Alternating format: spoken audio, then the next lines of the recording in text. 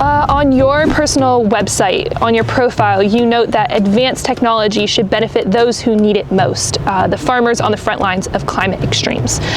Can you share a story, maybe early in your career or not, when you felt technology was failing to meet the real farmers' needs and how that informed your approach going forward?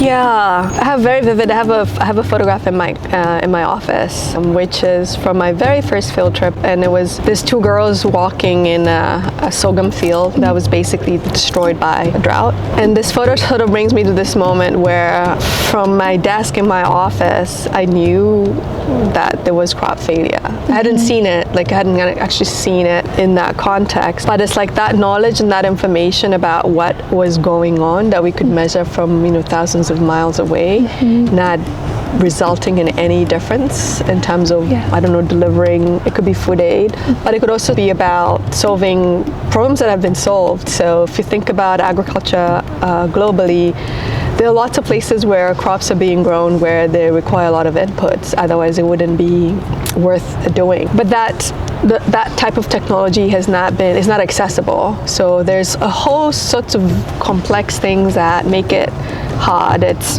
expensive, it's not a priority, there are not policies in place to help farmers access it. And so when you go to the field, and this is still true today, even though we have even more advances, we can, from my perspective, I can monitor anything, anywhere. We know there's a lot of investment in manufacturing, you've seen automated harvesters, etc. But none of those things exist in a lot of places around the world. So there are things that I think we take for granted, depending on where we live, that are not a given, where it's like, why doesn't it work? Why don't they do this here? And it's much more complex than we often think. Yeah, oftentimes they're not black and white solutions.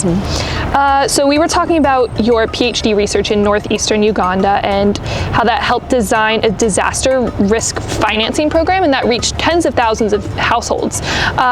Could you describe the field work there? A memorable farmer you met, a challenge you didn't anticipate, how that shaped the final PhD? One of the trips that I went to, I made a mistake. I did not turn on my GPS for something. I don't remember what it was. And we did all this mapping, and it was completely dry. So half of the team left, and I stayed with the Linga, and we're like, we have to go back. I cannot not have mapped this, because we're doing drone flights too. So we had drone flights, but I didn't have ground samples, because I don't remember why. But I went back a week later, and over the weekend there'd been extreme rainfall. And the place where I clearly walked, we drove over, we had to get out of the car and cross a river.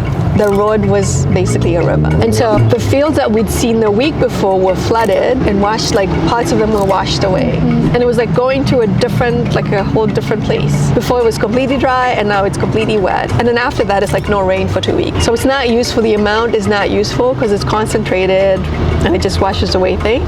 But if you look at it from a climatology perspective, it's like, well, they get about the same amount of rainfall. There's no big problem there. So it's not distributed well in time. It's a concentrated amount, which is not so great.